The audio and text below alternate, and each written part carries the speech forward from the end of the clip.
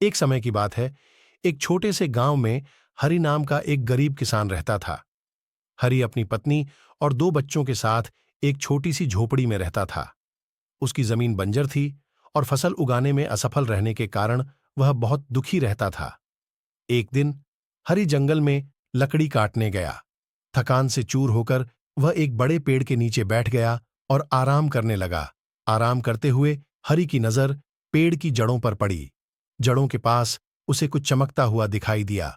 उसने पास जाकर देखा तो वह एक पुराना जंग लगा हुआ बर्तन था। हरि ने बर्तन को उठाया और अपने घर ले आया।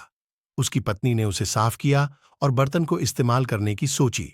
रात को जब सब सो रहे थे, बर्तन अचानक चमकने लगा और उसमें से एक जादुई आवाज आई, जो भी इस बर्तन में कुछ डालेगा उसे 10 गुना वापस मिलेगा। हरि की पत्नी ने सुबह इस घटना को हरि को बताया।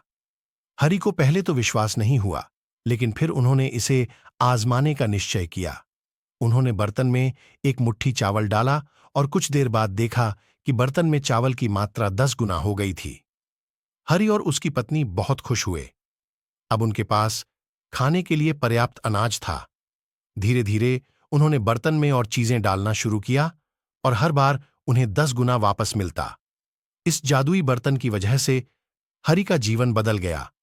उसने अपनी जमीन पर अच्छी फसल उगाना शुरू किया और गांव के अन्य लोगों की भी मदद करने लगा। गांव के लोग हरि की दयालुता और उदारता की सराहना करने लगे। एक दिन गांव के मुखिया को हरि के इस जादुई बर्तन के बारे में पता चला। मुखिया ने हरि को बुलाया और उससे बर्तन को अपने हवाले करने को कहा। हरि ने विनम्रता से मना कर दिया और कहा कि यह बर्तन उसकी मेहनत और किस्मत का फल है। लेकिन मुखिया ने हरि को धमकाया और जबरदस्ती बर्तन को ले लिया। मुखिया ने बर्तन का इस्तेमाल करना शुरू किया, लेकिन वह लालची था। उसने बर्तन में सोना और चांदी डालना शुरू किया और बर्तन से 10 गुना अधिक प्राप्त किया। लेकिन जितना ज्यादा वह पाना चाहता, बर्तन उतना ही उसे मुसीबत में डालता गया।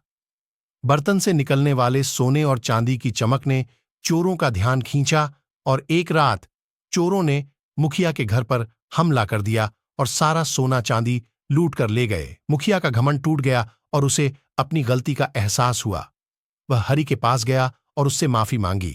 हरि ने उसे माफ कर दिया और कहा कि जादुई बर्तन का असली रहस्य दयालुता और उदारता में है, न कि लालच में।